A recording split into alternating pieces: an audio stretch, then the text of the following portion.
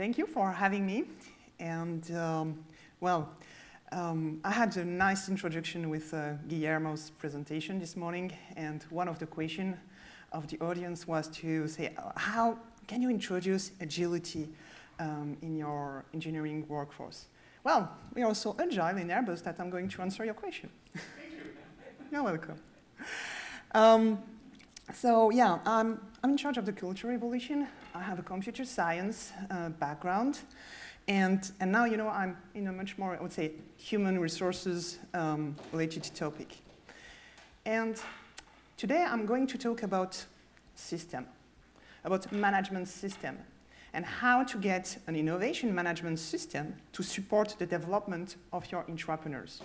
So that's how you foster the sense of belonging to your company. It's also how you engage your employees to be even more innovative and to keep your business sustainable.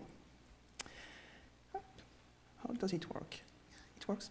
So when we talk about the innovation through the eyes of standards, that's something which is a little bit messy. And I'm talking about standard because my presentation will be mainly about this new standard of an innovation management system. And I'm the chairperson, I'm sorry, I forgot to say this, but I've been the chairperson of this ISO committee to develop international standards on innovation management. And each time that I introduce the standards, people are, let's say, a little bit weird first to say, okay, how can you talk about innovation and standards? Because that's so messy, innovation. And when you talk about standards to innovative people, well, they have this image in mind saying, okay, everything is categorized with a tag and no way. Nevertheless, why standardizing innovation management can be useful for the management? Well, first, and somebody told about this, standardization helps to get the same language. And when we talk about innovation, most of the time we are talking also about partnership. And if your partner has a different understanding of what innovation is, maybe it would be hard to have a partnership for innovation project. It's also to make innovation visible in your organization. Most of the time, innovative team, well, okay, that's the guy, at the end of the whole, well, we don't know exactly what they do. That seems very fancy, but by the way, we do not know how to have it after in our operating model and in our offering. So it's how you make innovation management credible, visible in your organization. And make sure that you not have the finance guy knocking at your door saying, hey, what are you doing with my money? And what we wanted also to do in this international committee is to share good practices. We started the committee in 2013 and with 22 experts. Years after years, now we are more than 200 experts from 66 countries, and we have a different understanding of what innovation is. When you have the Chinese delegation bringing their understanding of what innovation is, the vocabulary also that they have behind innovation, that's very interesting. Well, first they define what innovation is. Second, it will be reverse engineering, and third word, copy. So I say that with this innovation management standards, we wanted to share the same vocabulary. It means that first, we should have to get the same language. And what's innovation? When we started in 2013, nearly, I would say, the whole community was using the definition coming from the OECD. But this definition had a lot of issues. It was making a confusion between innovation as a process, innovation has the result of this process, has an outcome, and innovation has a set of activities to support the innovation. And, well, we said, okay, we need to have one definition coming from the business and supporting all the international institutions because all these international institutions are supporting the innovation development. And we got this definition, which is innovation has a new or changed entity creating or redistributing value. Okay, now you have a very nice definition that you can use for your keynote when you're talking about innovation. Less than a dozen of words, as recommended by ISO, and self-explanatory. Now, let's see all the impacts of this definition. So we are saying that innovation is about, an outcome, and that creates value. This value can be financial and non-financial. And that's where we created the difference in ISO. Because this definition now has been adopted by the OECD. And the OECD is measuring the innovation potentials of all the countries. And, well, you are aware that most of the governments want to be very high in the OECD ranking. So it means that the way that OECD is assessing the innovation policies will impact directly the innovation policies. And this small definition saying that, okay, it creates value, and the value can be financial and non-financial, which means that the OECD is not assessing the innovation creating, new revenues, but also innovation with a societal impact, innovation for sustainable development. So that's what we have done with this definition. Okay. And I will talk about now the innovation management system and, let's say, what the impacts it may have on your organization and how it can support your organization, especially to make innovation management visible. So far in the 50s, we saw kind of professionalization of the project management. With the PMI, you have to be now PMI certified and so on. Same in the 80s with the ISO 9001 about quality management. We saw a professionalization of what does it mean, to do audit, to be a quality manager. And nowadays, we see exactly the same thing with the innovation management. And so far, what we have done is to share the practices, because today we are not able to say that's how you must be organized to be an innovative company. We are still learning and still under development.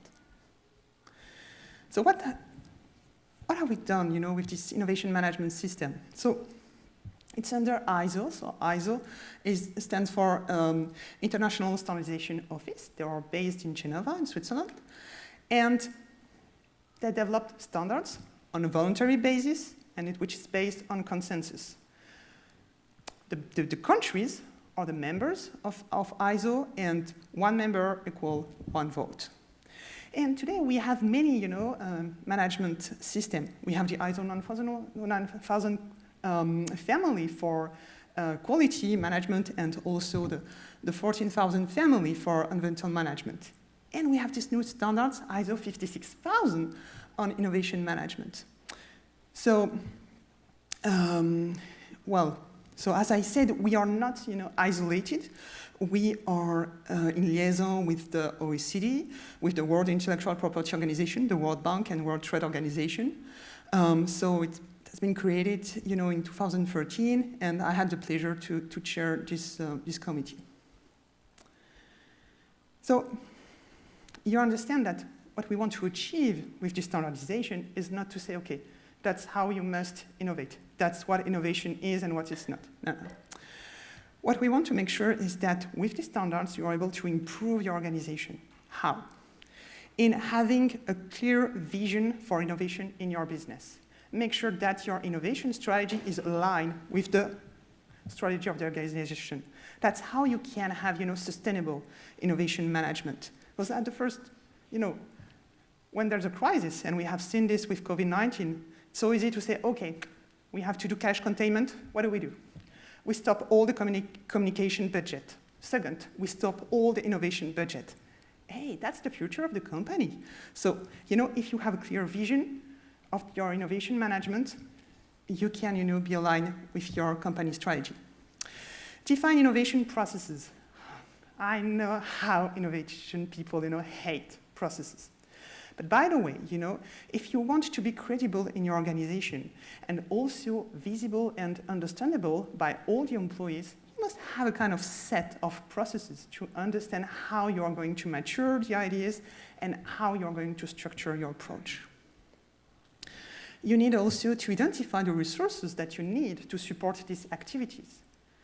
When we open an outpost in the Silicon Valley, and Guillermo is working in A-Cube, well, we have to plan the resources to have these offices in Silicon Valley, to have also the employees and plan the project. And for this, it means that in Airbus, we have to structure our approach regarding innovation. We must have also KPIs, to show that, well, what we put in place is able to deliver and to mature innovation project. We have also to develop the culture. I will make a specific focus on this a little bit later, and make innovation visible. So that's the set of standards which are available today. You can buy it on the ISO store online. So we have a document, which is the ISO 56000 with the fundamentals and vocabulary. Here you will find all the definitions related to innovation and also the principles. We established 8 key principles to support innovation management in an organization. We have a document, ISO 56002, which is the innovation management system. So here that's a little bit the umbrella document where we are going to explain how to create, an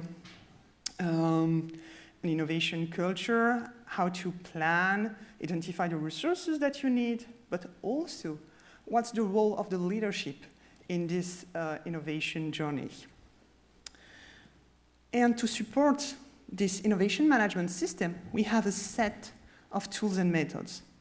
The first tool that we have developed is the ISO 56003 on innovation partnership.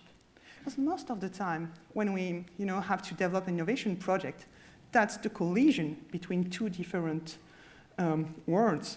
We have one word, which is the one that you master, and there's another one that, which is unknown to you. And so that's the reason why when you are on innovation journey, you have to create this partnership. And in this document, we explain how to identify this potential partner, how to select them, and how to create governance which is sustainable. We have a document, ISO 56004, about innovation management assessment. So here that's much more for consulting firms which are building benchmarking tools. So here we identify which are the criteria that you can have for your benchmarking tools. 56005, document on intellectual property management. This one was fascinating. It has been developed under the leadership of Norway and China. So fascinating discussion. And by the way, very interesting to see how in your company you can develop the intellectual property culture and how to make sure that you have the resources to maintain your intellectual property rights portfolio. And, well, I see that I have time. I can tell you also something which is fascinating. When we were developing this document and the one on the vocabulary, we had a discussion with the WIPO, World Intellectual Property Organization. And our issue was that we do not make the difference between intellectual property and intellectual property rights. And when you are in a startup, it's very important to make the difference.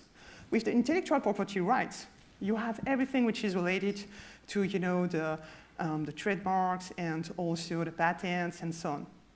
Intellectual property will be,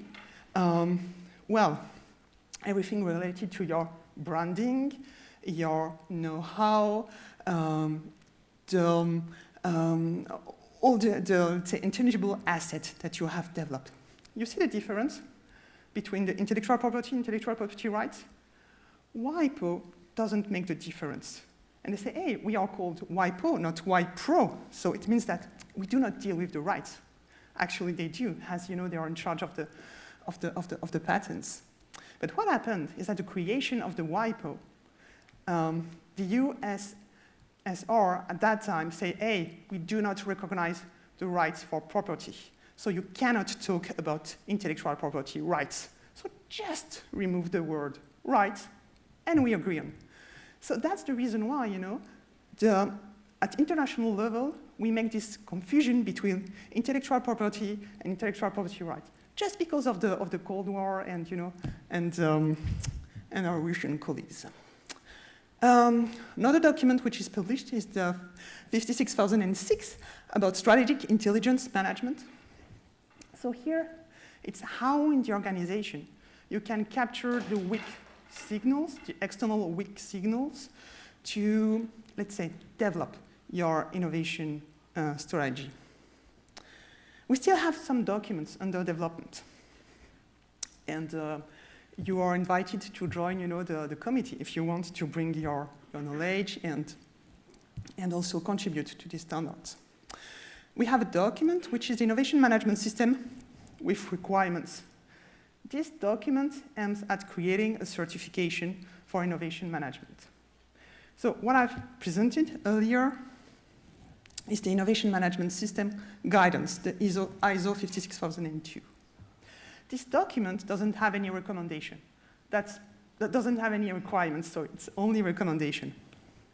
Now, what we want to achieve with this document is propose, let's say, the key requirements that you should have in your organization to be innovative. So then we will be able to perform audit, and you will be able to get a certification saying, yes, you are matching the requirements of the innovation management system.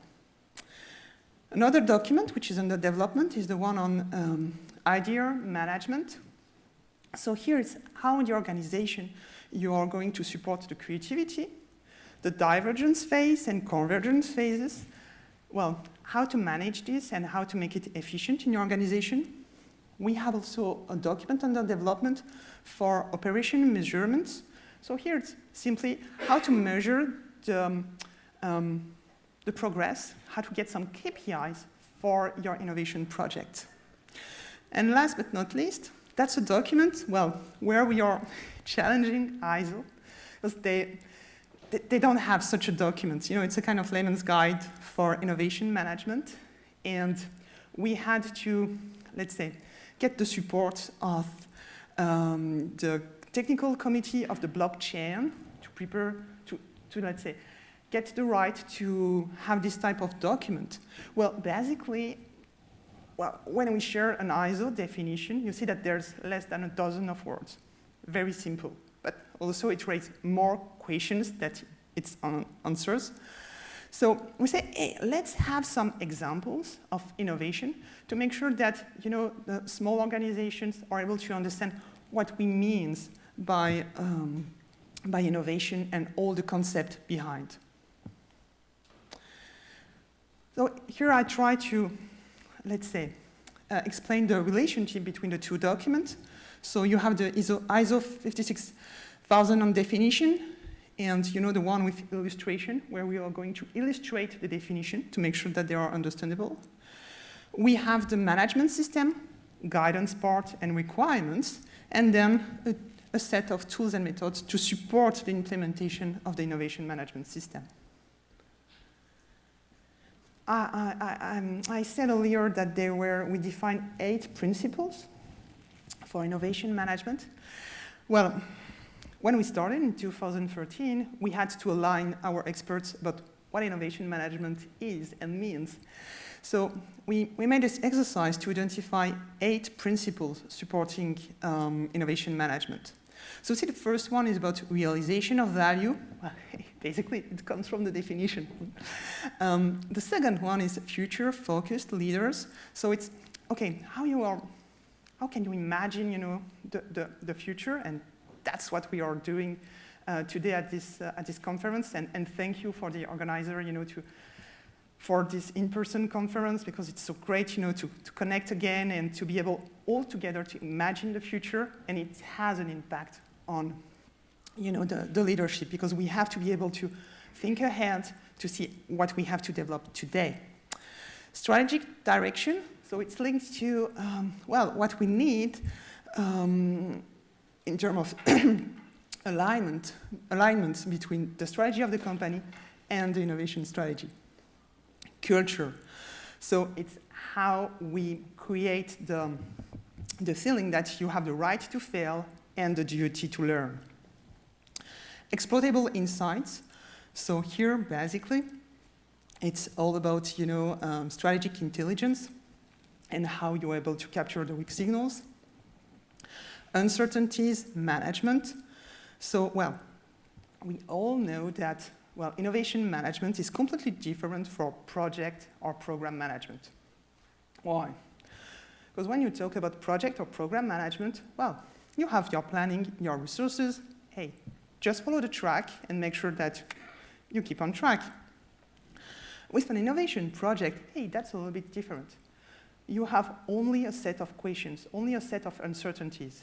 And you do not have any track to reduce these uncertainties, to answer these questions. You have to make, to design your route, your path by yourself. So it's completely different from project management. The seventh principle is about adaptable structure, which means that sometimes your innovation project will deeply disrupt the organization of your company. And the leadership has to be aware of this. That's what we call the Kodak syndrome. They were a chemistry company, say, hey, what we do is chemistry, not digital photography, and that's where they failed. Systemic approach. So that's, I would say, the purpose of this ISO standard, to propose a systemic approach. Make sure that you introduce innovation management at all layers of your organization. So let's have a deep dive in the innovation management system. I will show you how it's structured and how you can connect it with your existing management system in your organization. So when we talk about innovation, we have all in mind, I'm pretty sure, more or less, this image. Saying, okay, we have an intention, we have an idea, there's a kind of black box, which is our innovation process, and at the end, ta-da, we create value. And that's what we consider in ISO as the project vision. If we zoom into the black box, we see that there are different steps. The first one is that you identify and define opportunities, then you create concepts, you validate your concept, you develop solution, and you deploy solutions. Of course, it's not, iterative process. Sometimes you have to go backward, and that's why, you have all these arrows. And that's exactly the same view, but that's, let's say, the design that we have in the standards. And so, okay, now how can we move from a project vision to a management system? Because if you have to keep just one thing in mind of my presentation, is that what we want to achieve with these standards is to create in every organization an innovation portfolio management. Because you cannot, bet on only one innovation for the future of your company. You must have a portfolio of innovation. And in this standard, we explain how to organize, how to create this portfolio. So you recognize our innovation process, and we say to support this, you must have a leadership approach. And you see in brackets the number of the clause. So in the standards, the ISO 56002, the chapter dealing with this topic. Leadership, we'll say, okay, how do you engage the employee? In this innovation journey, how you share the vision and the strategy of the company. Make sure that every employee is aware of what you want to achieve and how you, onboard them and have them in this journey. 4 is the organizational context. So which are the external and internal issues that you have in your organization? What's the culture in your company? Is it, supporting innovation, or is not part of the routines, of the habit? And how also do you develop the collaboration? We have also a chapter about the support. It's how you plan the resources, identify the skills, and all the supports that you need for your innovation journey. Then, we have the Pdca, so a famous loop in ISO, where you're going to plan, do, check the results of your innovation management system, and improve it.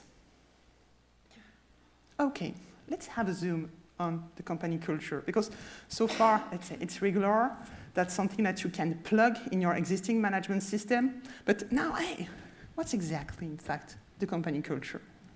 Well, it's about the workspace. How in your workspace you have symbols for innovation. How do you prove to your employees that, yes, innovation matters? The second element is about hiring.